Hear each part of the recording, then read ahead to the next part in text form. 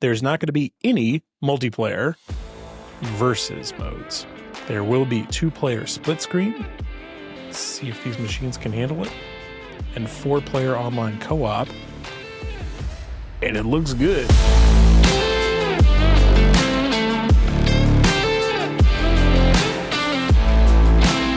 I can't believe it. We're back again. Welcome to this show. This is the Andy B Show, a video game podcast for adult gamers. I'm so glad you're here. It's episode 23, October 27th, 2025. We've got a lot to talk about on the show today. There's a lot of new followers out there on Spotify, YouTube, and wherever you get your podcasts. We're going to be diving into a massive slate of video game news today. I've got updates on Ball Pit, the Battlefield 6 Battle Royale Shadow Drop, Halo's historic PlayStation debut announcement, and some stuff about some exciting Switch 2 ports. Plus, we're going to check in on some community reactions out there, community feedback and spotlight. I've been putting out a lot of content out there. On Battlefield, on Ball Pit, and y'all have had a lot to say, so we're going to check in on that too, of course. And let's dive in. Look, the biggest games that I've been playing this week are little tiny ones with a bunch of pinballs. It's called Ball Pit. Ball Pit is completed. I've rolled credits, and I did it in the brick-breaking rogue-lite this week on a live stream on YouTube. A couple of weeks ago, I got a capture card, an Elgato capture card, and I've been messing with it. And I was like, I'm just going to hey, if I'm playing, just flip it on, hang out. I'm streaming in vertical and horizontal format. Vertical shows up in people's phone feeds, and then the horizontal people come back and watch later, it turns out. And that's working well, because what's happening right now is that people are watching it like crazy because I hit the end credits, and look, I had a bit of an emotional reaction. There's something about finishing something. There was this book by John Acuff called Give Yourself the Gift of Done. It might have just been called Done. But the subtitle was Give Yourself the Gift, actually finish something instead of half doing a bunch of things. And so video games, of course, are big checklists of movements and trigger pulls and, button presses until you roll credits, maybe, or you play an infinite game forever and ever. And it's, I don't know, credits rolled on it. There was cool music. I was just kind of like, it was a good feeling. Gonna chase that feeling of finishing video games. There's definitely some video games to finish out there. The Ball Pit is one of them. A lot of people are buying it. 400,000 copies sold in the first week. 95% overwhelmingly positive reviews on Steam. And there's a free update coming. I've been playing it on the Switch 2 because why wouldn't I want to carry the Ball Pit around with me wherever I go? But apparently there is not a Switch 2 edition. It was just the Switch version of the game that works on Switch 2, but there's a Switch 2 version coming out October 28th. And I don't know what it's going to bring. Are the balls going to be shinier? Going to shine the balls up?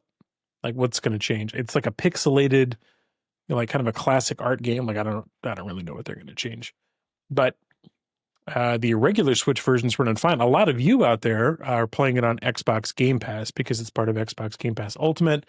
And it's so funny watching people go yeah, I gave it a try. I gave Ball Pit a try. It's on Game Pass. Why not? Now, I remember what it was like to subscribe to Xbox Game Pass Ultimate and just have the deluge of constant new games being added to it and going I'll just try maybe one of the best games of the year. I'll just give it a shot. Maybe I like it. Maybe I won't. I've also been playing a little bit of Battlefield 6 this week, but not enough. I keep missing my crew. Get some at least one buddy, maybe some others that want to play. But as adult gamers, sometimes life's in the ways. My oldest daughter's birthday this weekend, so we did the whole celebration with. She had a piano recital. We did a jump zone thing at our local jump place. With the trampoline place. I went into the trampoline place, and they have really changed it up in there. Like they had a huge section of the trampoline place that was like, it looked like broken leg area to me. Like I would go jump with my kids, but I wouldn't go there. Like you dive off into this big poof ball that would sink down and then regrow as the air pushed back through it. And that's all gone. And they've turned that into like mini bowling with a bunch of TVs, and they're serving booze now. So somebody came by and told them, you can make a lot more money with this place. What if you added booze?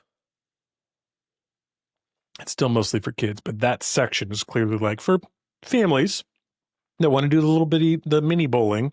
The pins are not quite it's like half size bowling. Bowling for people who bowling is already for people who don't want to sport that hard.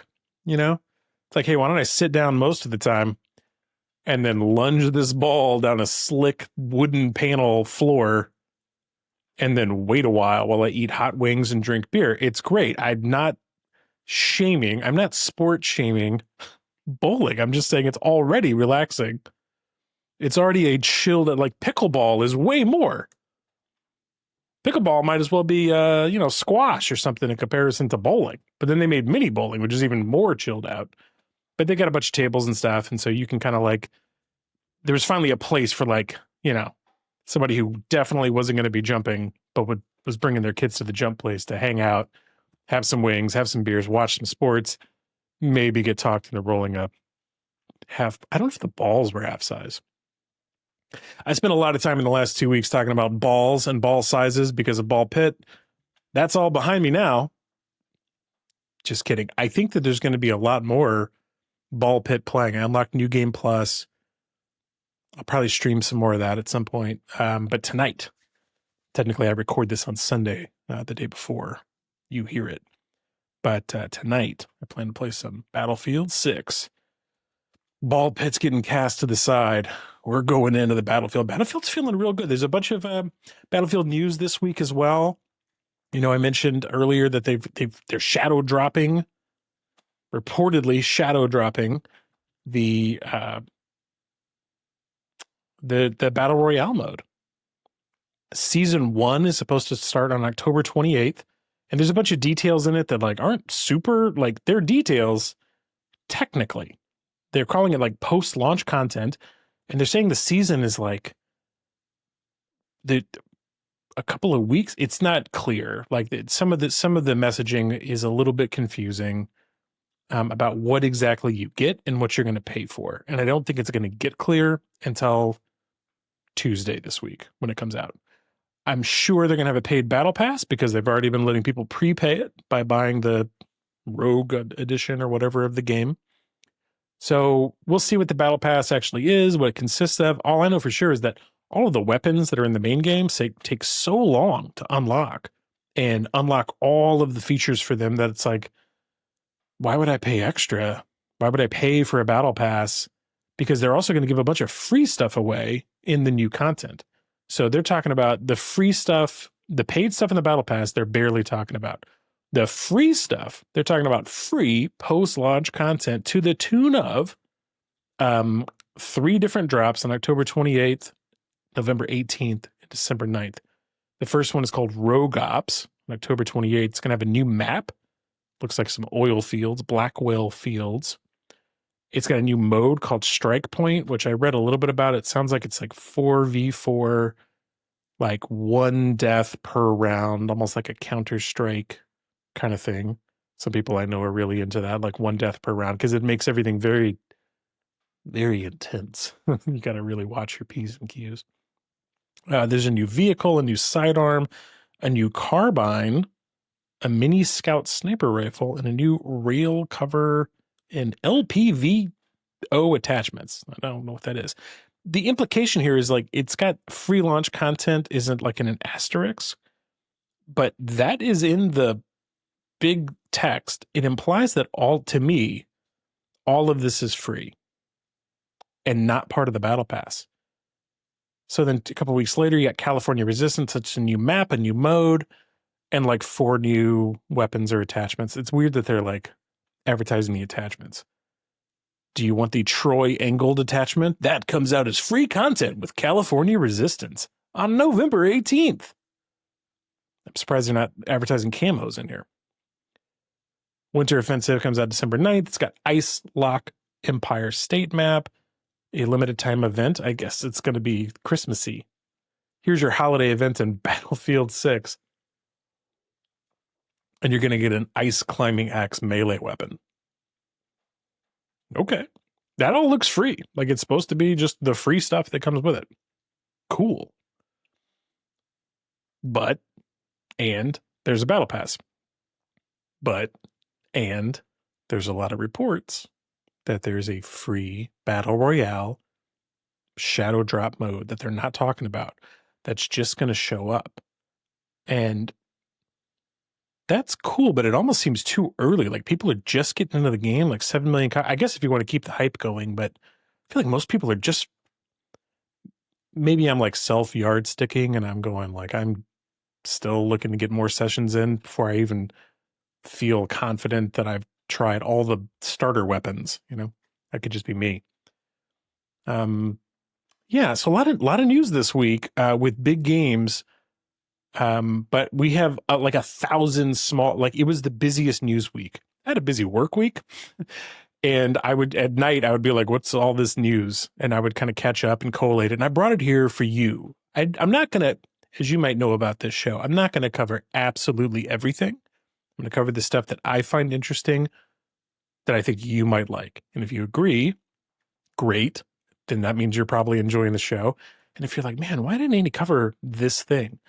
Hit me up, like send me a DM, make a comment, let me know what you want me to cover. And I might, you know, if I'm interested in it. So I might do that. You know, one of the ways that you can absolutely cater and steer this show a little bit is, if you like, is you join the Patreon, patreon.com/TheAndyB Show. If you go over there, you can get a bunch of stuff for free. We have some subscriber stuff as well. I did send out the latest 411 Gaming 411 newsletter titled, is our 13th issue, lucky number 13, titled I Rolled Credits on Ball Pit. And so that's out there. Those are all free. Some of them are like free and open. Some of them you have to hit the subscribe button and actually join, but it's still free. And then there's also like content that's only for people that are at the friend of a show level, and you can join there. Once you do that, you and I can DM right there. And if you get something you want me to cover, like you let me know. Like my patrons are people that I'm going to cater the show to a little bit. Like maybe I'll do a segment on a game you want me to cover. Maybe I'll check out a game that I'm not playing. I'd be happy to. So you can help steer the show a little bit if you want to become a friend of the show. I'd be happy to chat with you there. But if you just want to join and get everything that's free, no problem. There was some cool stuff in that newsletter. I talked about, rolling the credits on Ball Pit, which I did live on the YouTube. You can find it on the YouTube channel. How big of a news week it was for games, and we're going to cover that in a minute. And there was also this behind-the-scenes story, which I won't recap here in detail, about copyright infringement. And as a small independent creator of the only weekly video game podcast for adult gamers in the world, I just have to tell you, I try to do the right thing with my music that I use as the intro and outro to the show. But Spotify disagreed. They pulled one of my episodes. I've bought into a new music platform that supposedly works everywhere. They didn't like that either. So there's a little bit of behind the scenes drama. If you want to find out how that's going, check out the latest Gaming 411 newsletter. All right, let's get into the news. There's so many new games coming out, so many new games announced. Some of these are just all quick hits. I'll spend a little more time talking about some of the other news, but quick hits first. Bounty Star is out. Bounty Star is a game that I'm like looking forward to, but because we're in game apocalypse where I can't keep up and neither can you, I can't get to everything. So Bounty Star is kind of on my list for things that I'm going to watch and play. I did reach out to Annapurna Interactive and I said, hey, like I'm like this, small independent podcaster. I'm pretty into this game. Do you want to send me a code? Because by the time I would get to it otherwise, it'll be later this holiday. But Bounty Star looks amazing to me. They haven't sent me a code yet. We'll see if they do. It's a bunch of mechs out on the range doing some homesteading. And I like customize mechs and build a farm, go on missions, and then build my shop up. Like, yes, have chickens. Let me have some chickens while I'm hanging out with my customized mech. It's kind of like, what if you retired in Titanfall? Like, what if you were in the Titanfall wars and you're like, let's get out there to the wilderness. I'm tired of all this war. But you know what? There's conflict everywhere. So this looks like a story-driven kind of RPG. I'm pretty excited about this one. Maybe you are too. It is on Xbox Game Pass. So if you are a Game Pass Ultimate subscriber, again, they might pull me back in with this one. Bounty Star's out. It launched last week. Also last week, IGN Galaxies game showcase happened. They had like 50 plus games shown. There was also a Steam like indie event. There's a bunch going on. I pulled 2 games out of that Galaxy show. I read the article. I looked at them. I was like, here's the ones that I think are just weird enough and interesting enough that I want to show them to you and talk about them with you. The first one of those is called Denshattack? I'm not exactly sure how to pronounce it. You're on a bus or a train car, and you must be a train car because you're on train rails. And people said this looks like Jet Set Radio. And I guess it's cell shaded, which looks like Jet Set Radio. But what it really looks like to me is every endless runner you've played in the last 14 years because you're on tracks. But you're adding in the tricks and grinding of Jet Set Radio. But it really feels and looks anyway like an endless runner with tricks in it. But it seems insane. And you're going to be doing these like wild anime crazy battles against people while you're on these tracks. That's coming out in spring 2026 on Xbox, PlayStation, probably everywhere. I bet it's on Xbox Game Pass. No idea. That one's cool. The other one that I saw, and I think this is the sequel we're going to talk about, but the first version of the game, Warhammer 40K Bolt Gun, I think is out on like PlayStation Plus Extra Game Catalog, probably on Xbox Live as well. But they've announced Bolt Gun 2, the sequel to Bolt Gun. And, the question that I would have for you is, do you remember 3D Realms? Did you like Doom? What about Duke Nukem 3D? Do you kind of like that older pixelated first-person shooter that's really just about like getting after it? Just really getting into the combat, and jumping around. Do you wish it was 1994? Do you wish Bill Clinton was still president? And you could just hang out on Cali.com with your buddies and play Duke Nukem again? How about some like really cool rock and roll music about Warhammer 40K? You might like this game. This might make me go play the first game. Could happen. It's coming out 2026. Looks pretty good. If you're into that kind of thing. And I am. And maybe you should be too. Maybe you should be too. Like, I don't want to tell you what to like. I just want to tell you what I think is neat. Thanks to probably the EU, there are now lowest price messages on PlayStation Network Store. So there'll be a new tag if you're on PSN and you're looking at a game, and if the current price is the lowest it's been in the last 30 days, it'll have a little message there to let you know. Gaming BO3GG gave us this image here. And there it is. For Expedition 33, for example, it had this little lowest price in the last 30 days, like image mark. That's cool.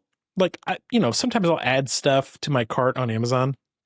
So I'm like, well, I want to get that or not, I'll add it into the cart because that's the only way, at least in the US, on Amazon, to know if it's the lowest price easily. Because you go to the cart and they're like, hey, the price has dropped 14% since you put it in the cart. Maybe you feel great about that. I don't know. So that's kind of neat. That's something that people in the comments gave credit to the EU regulations for. Could be. I have no idea. But I know that as adult gamers and as somebody who has enjoyed cheapassgames.com, cheapassvideogames.com, cheapass gamer. It's a lot of ass. But trying to find good deals on games over the years, it's important. There is a ton of new Game Pass. I mentioned last week that they had a ton of new Game Pass games coming out. Well, there's even more. Some of these we talked about, a couple we didn't. The Outer Worlds 2 comes out in full, I think, by the time you hear this. But if you paid the big dollars for it, it's already out. But it comes to Game Pass, I think, next week. This week. Tuesday the 28th. Power Wash Simulator 2. So between this and Bounty Star, and if I hadn't already purchased Ball Pit, like there's almost enough to make me go resubscribe to Game Pass Ultimate for a month just to try a bunch of stuff. I haven't turned on an Xbox and I don't know how long. But Power Wash Simulator 2, someone told me that it is somehow more relaxing than the first Power Wash Simulator, which had almost no sound effects. It's a great podcast game. It's a great music listening game. Put on your own music. You just get out there with your power washer and wash stuff until it's all done. They have Football Manager. If you're that kind of sicko, you can manage a football team. Just kidding. I know a lot of people like that. A bunch of games I don't know, but these are the big three for me. Power Wash Simulator 2, Outer Worlds 2, Bounty Star, all hitting Game Pass Ultimate last week and this week. By the time you hear this, almost all of that's out. It's a big deal. Almost done with quick hit news. If you can believe it, that like this has all been the quick hit news. There's a bunch of stuff coming to the Switch too.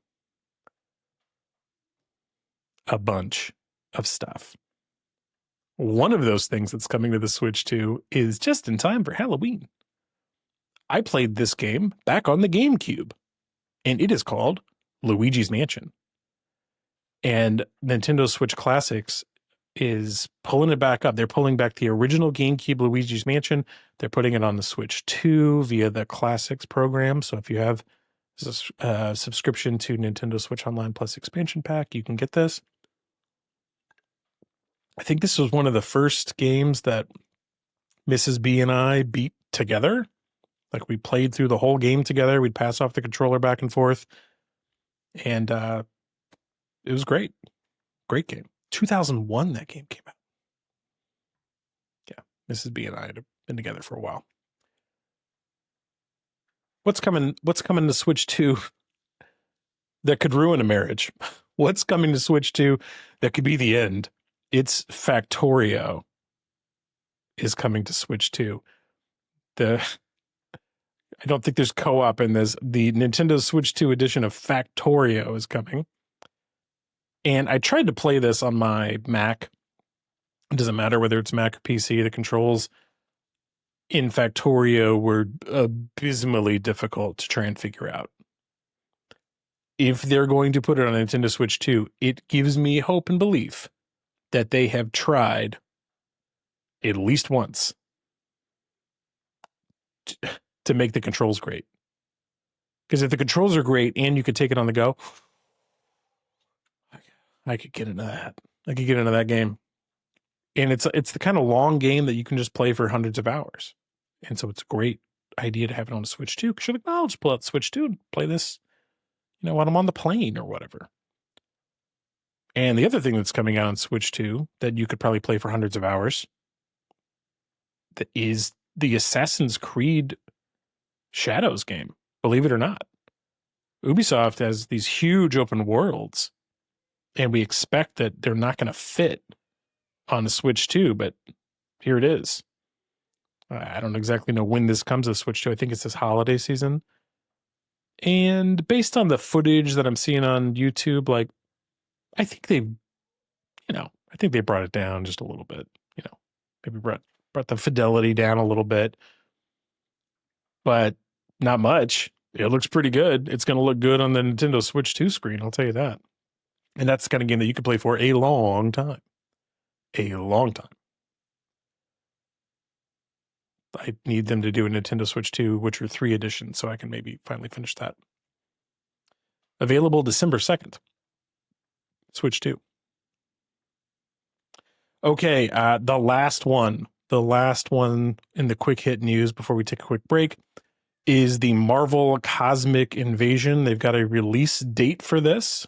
It's coming out soon. And this is the 4-player, like, beat 'em up. 15 playable Marvel heroes, including the newly announced Iron Man. You ever heard of him? It's Tony Stark. It's a friggin' billionaire. It's coming December 1st, 2025. And if you, like me, played the old X-Men arcade cabinets back in the day, back in the 90s, it looks a lot like that. I wonder, though, if there's meta or in-game progression, because I have realized that when I saw this, I said, man, this looks incredible. But if it doesn't have like a rogue-like element to it, am I going to want to play it? Because I realized I'm addicted to rogue-lite gameplay. I always want to be progressing something. There's a bar I'm going to fill up somewhere, right? Can I unlock something? Can I make it easier the next time I play? Can you make it so hard that I have to die and learn a little story bit? I think we're cooked, man. How can we even enjoy regular video games now when the roguelite loop is available for us? It's a series of loops. Okay, we're going to take a break and come back with some other gaming stories to discuss. Some of it's news related, like the new Halo announcement. Some of it's some community feedback that you've been sharing. And there's even more about what's going on with Xbox. So I want to talk about that, but let's take a quick break first. Before we do, let's talk about our sponsor, Wispr Flow. I don't know if I can call it a sponsor technically. I would love to talk to you about Wispr Flow just for a minute. It's an application I use all the time. And as you know, I would never recommend something to you if I didn't actually use it. And basically the pitch is this. Do you hate typing all the time on your phone, on your PC or Mac? I like to talk, as you know, and I don't love to type. I'm a pretty good typer. I've been working in tech for a long time. I type like crazy, and I always worry, am I going to get like carpal tunnel? Am I doing too much? But now I can use my voice. Wispr Flow does vocal dictation with correct punctuation, paragraph breaks, and it looks great no matter what I'm talking about.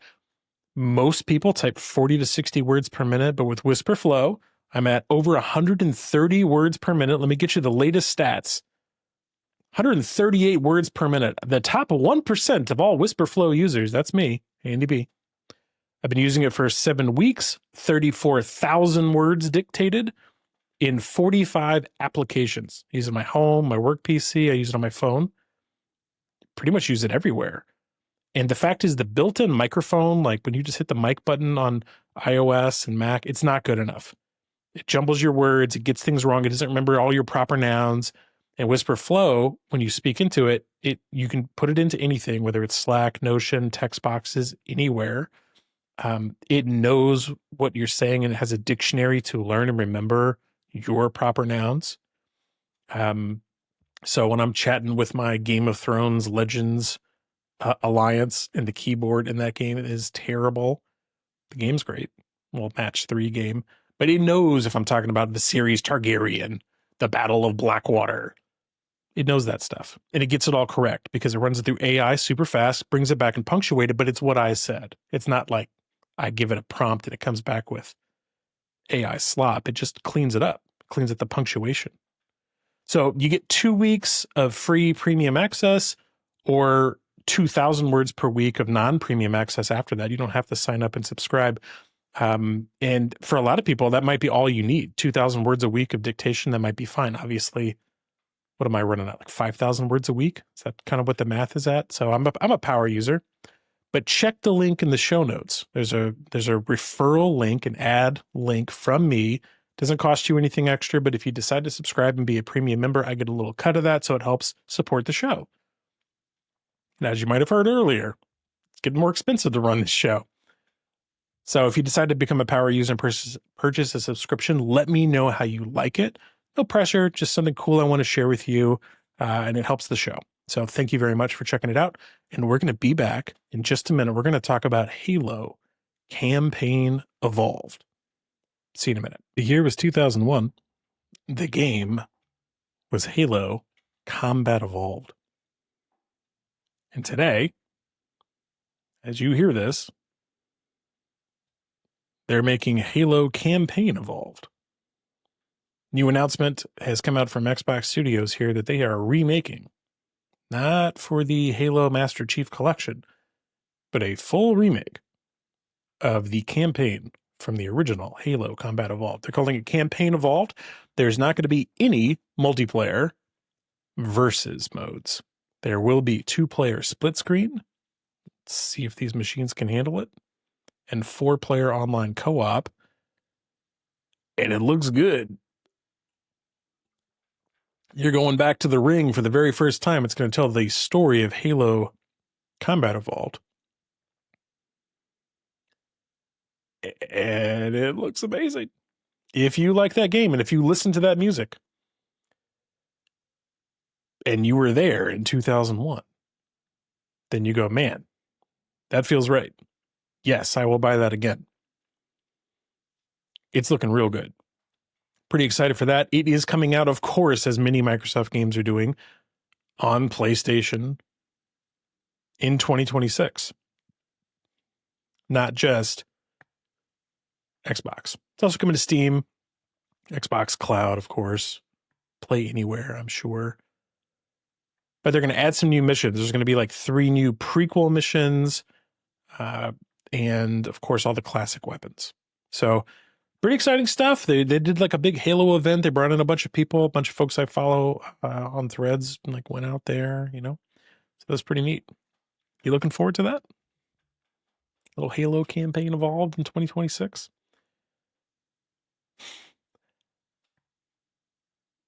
I've been playing some Battlefield. Maybe you have too. There is a debate that goes on with Call of Duty and Battlefield, not just with the look of the game, which is a big one. Call of Duty has kind of gone off the rails. They've made like, look, you could play a cell-shaded Beavis and Butthead in that game. You can, you know, hang out as Snoop Dogg in that game and buy voiceover packs from wrestlers. And like,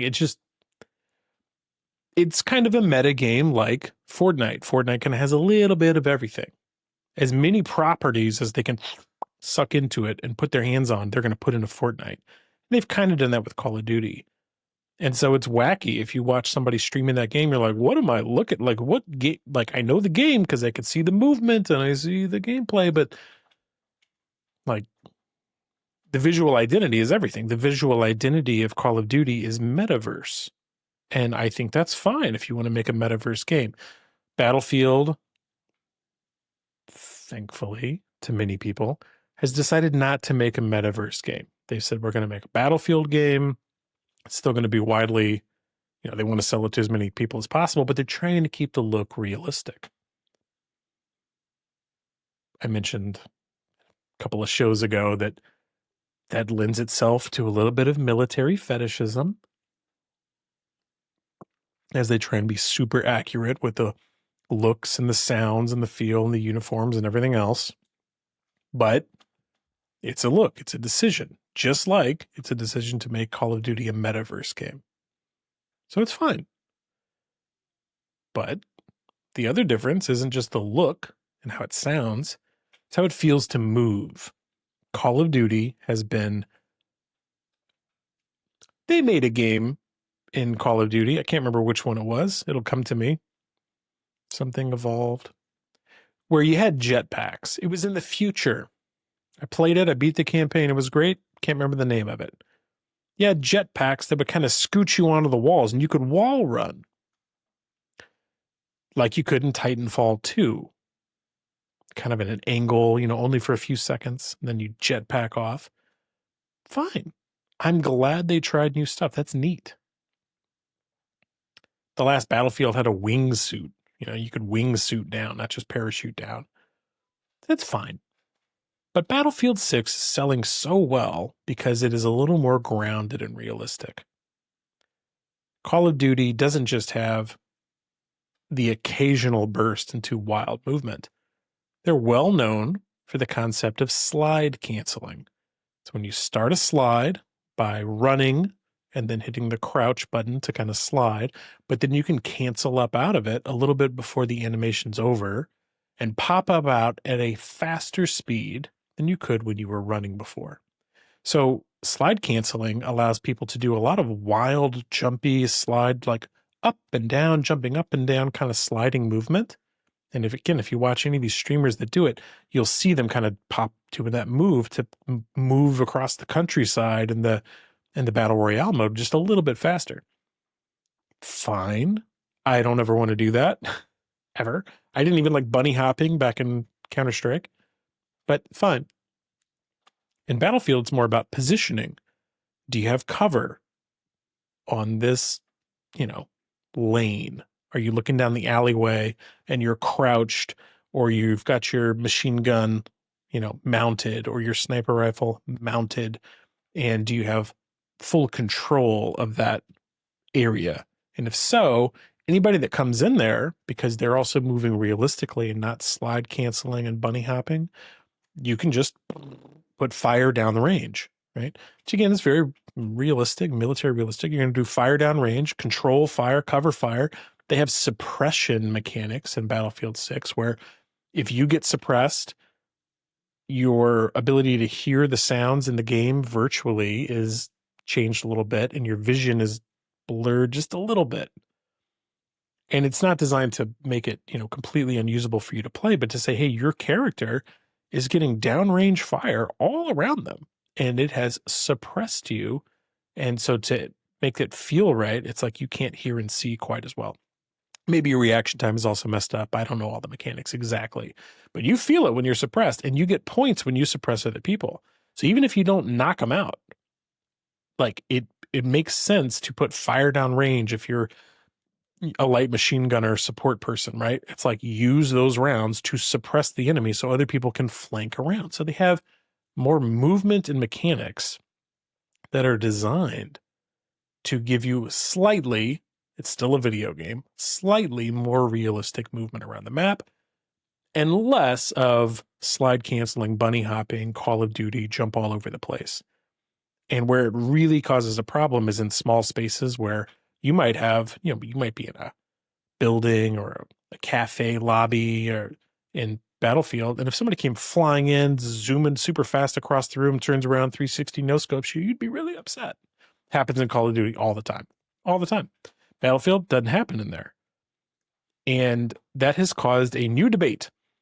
They're calling the Call of Duty movement style Zoomers and the Battlefield movement style BattleDads because we're old and we like to have a little more controlled movement. So there's this article up on IGN.com titled Battlefield 6 Sparks Zoomers versus BattleDads Debate. Devs, the Battlefield devs, are looking for something in between. So we'll see if we can find that. Somebody on Twitter apparently said, apparently I'm a battle dad because I enjoy playing games slower and don't always want to be zooming around. It's okay, young one. It'll hit you too one day. You'll get it and understand why it's fun. Yeah, I think that's about right. So DICE, the game developer, has done a pretty good job, I think, of making it feel good, not being able to bunny hop, not being able to slide cancel. But people are having a debate about it. I don't really know. Maybe in this article somewhere they actually say what the dev says. Yeah, DICE principal game designer Florian Lebihan, I don't think I got that right, remains active on social media. His recent comments may disappoint players on both sides. That's EA for you. He teases smaller adjustments without impacting base movement speed. Quote, "We won't go back to open beta movement, but we're working on some slight adjustments that will help with some parts that feel a bit clunky. We'll share more about it as soon as we can." So we'll see. I don't think they're going to, I think they've got a good feel for this. Not too worried about it. How does the movement feel for you? Are you playing the game? Are you playing either one of these games? Okay, we've had a lot of show going on so far, and I don't want to just drag it out. Let's keep moving on. One of the things that came out this week about Microsoft Xbox is that one of the reasons they've been doing all these price increases and layoffs to kind of tighten up and make the gaming division a little more focused and canceling some projects that maybe don't seem like they were going to be as easy to hit the win is because apparently, according to Jason Schreier, you've heard of him, the internet's Jason Schreier. He's got an article on Bloomberg here. It says Microsoft pushes Xbox division to hit higher profit margins. Management's goal of 30% profit margins has led to job losses and canceled projects. This is Jason Schreier and Dina Bass. Comments from folks have been like, that is an unrealistic, like no one expects to have that kind of profit margin. Don't know if that's true for a gaming division, but apparently that's pretty challenging. Here's the quote from the article. The average profit margin in video game industry in recent years has been between 17 and 22%, according to S&P Global Market Intelligence, and coming in at 10 to 20% over the past 6 years at Xbox. Court documents from 2023 says they had a 12% profit margin for most of the 2022 fiscal year. So that's bad.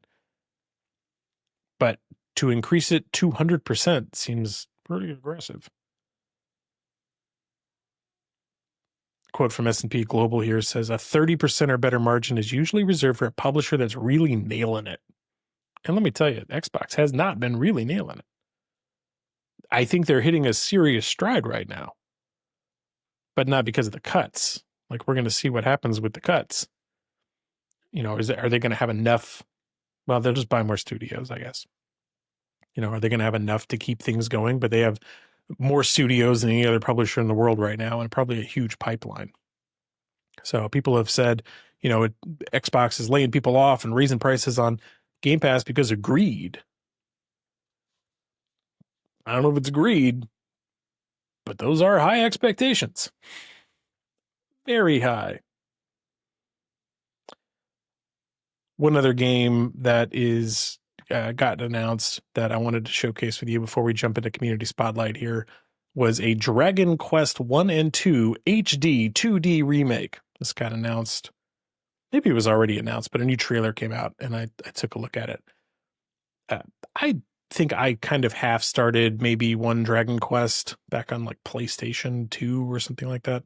They're taking the original Dragon Quest, and I don't know whether they'll remake all of them, but the original Dragon Quest, they're going to remake them for a modern audience. They're going to keep this kind of Square Enix 2D, 3D look that they've been having for these other Octopath Traveler games, and they're going to put it in for Dragon Quest.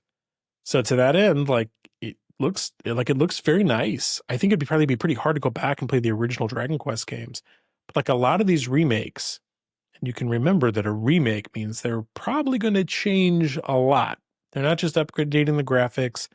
They may not keep the story fully intact. They might go, you know, the pace and the flow of this part of the story in the game wasn't right. It doesn't feel great. And maybe we put up with it back in the 90s, but now we need to do something different to keep the modern game player hooked and ready to go.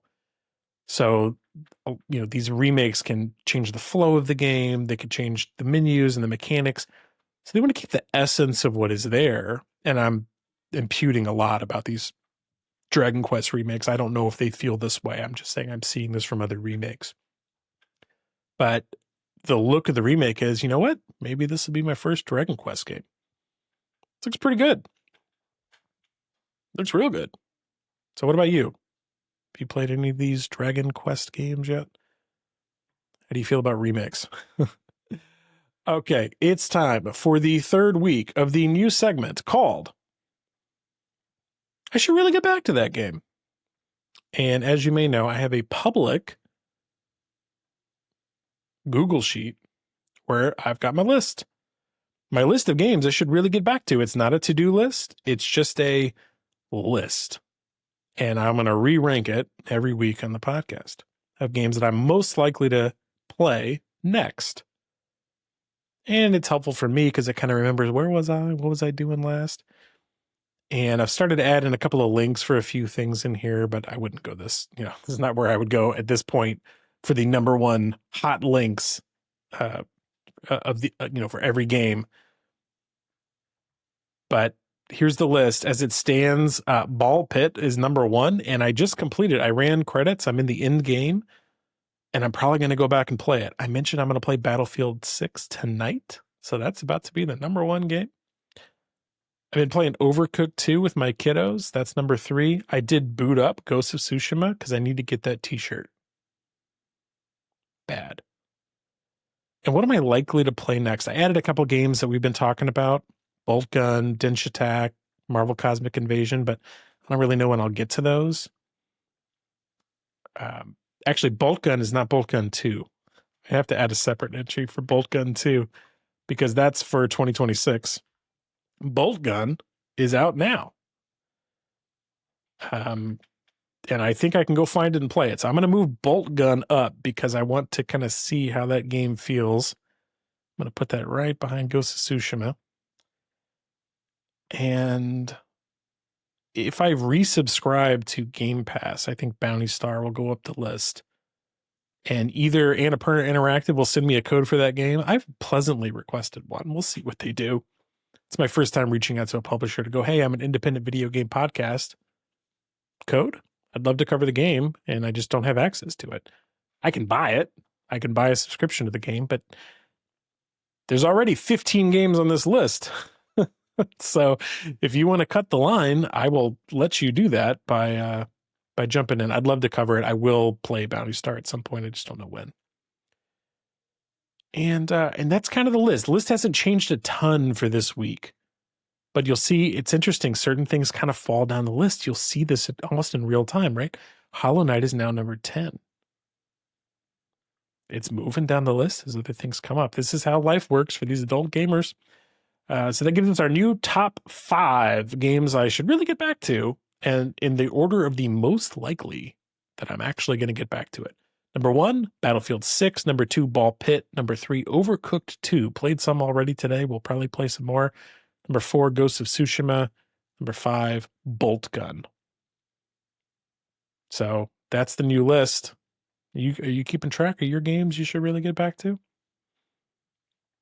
You can find that link on the Patreon, patreon.com/theandybshow to find the list if you'd like to go in there and view it in your own time. Nothing new for Watch It Bucko this week. I haven't watched almost anything. Busy week, busy video game week, busy family week. So that brings us to Community Spotlight. There is a new country. Well, okay. I have to work on my phrasing. It's not a new country. I'm celebrating some listeners of the Andy B Show in a new country that are listening to the show.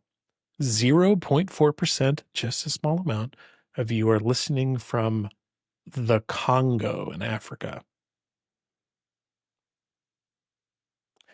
I don't know a lot about the Congo in Africa, but I did do a search to say, like, what is interesting about video games and the people that play them in the Congo. So if you're out there listening to the show, thanks for listening. And I'd like to share with all of you what I found. From africanews.com, listen to this. For the past 2 months, Samuel Vijay, a young computer engineer, has been designing a video game called The Red, in which the main player is a commando from the DRC's armed forces. Quote, the main player of the commando of the DRC Armed Forces who is home following the radio when he hears the population lamenting new massacres. He receives instructions from his hierarchy asking him to stop in advance of the rebels who are already on their way. What? The designer wants to awaken the patriotic conscience of his Congolese peers at a time when the country is under attack from Rwanda. This is from August of last year. Whoa. If you think video games aren't political, you haven't checked out that independent game that he's creating. Thank you if you're in the Congo and you're listening to the show. Wow. Also, 2.1% of you are listening on Podbean, which is a new platform. I saw that show up in the podcast stats this week. Pretty cool. So if you're a Podbean listener, thanks. Leave me a comment somewhere. Come on over to the Patreon. Okay, a couple of comments I wanted to read through on this Battlefield post. I put a post up of some of the gameplay I was doing in Battlefield 6. I said, I'm no grandpa gamer, but last night in Battlefield 6, I defended the route, played part-time medic. I proved that I can be very unlucky with a shotgun, taught some folks about covering a path with an LMG, and I died smiling as a sniper who absolutely set up a claymore before taking position. And I posted a bunch of the video game clips. When I'm on PlayStation 5, I can just double tap. I'm not streaming this game right now. There's too much going on in the game for me to try and pay attention to a stream and play. Maybe I'll give it a shot in a couple of weeks. But the gameplay is very cinematic, as Battlefield has always kind of allowed you to tell incredible stories, even just through regular matches. And being able to have everyone revive as a medic and pull people out of the line of fire, super cinematic. But there was a ton of you that reached out in that thread. I got over 10,000 views, 116 likes, and a bunch of you reached out. And I just wanted to read some of these comments, just kind of wholesome. Like people that play this game, maybe we're all battle dads, battle moms. We got female gamers playing this. Vaulted Kit said, no matter the age or skill, if you know the objective and to help your teammates, then you're already better than most. Awesome gameplay. Thank you. Menace on Ice said, that's gameplay I love to see. Noah Slice said, this is Battlefield. Great gameplay. Joseph Octaviani said, you can drag as a medic? WTF, I need this game. Yeah, everybody can be a medic in that game. The medics get the pads, the revive pads that get you up real fast. They get, a medical bag. They have supers that let you heal super fast and stuff like that. But anybody can pull out what looks like a morphine pen, pull somebody back. They have to charge up the morphine pen, and then you could jab them with it and res somebody up. So don't hesitate to pick somebody up if you see them down in Battlefield 6. We're all medics, and we're counting on you. That's the show, everybody. Thanks for listening. I really appreciate you. Go to the Patreon, patreon.com/TheNDB Show to get exclusive content, the Gaming 411 newsletter, and to support the show. And I hope you have an awesome week gaming wherever you're going to be, whether you're down in the pit and ball pit with me, if you're on the battlefield, Battlefield 6 with me, or if you're doing something real weird in some other game. Let me know what it is. Thanks for listening. See you next week. Bye.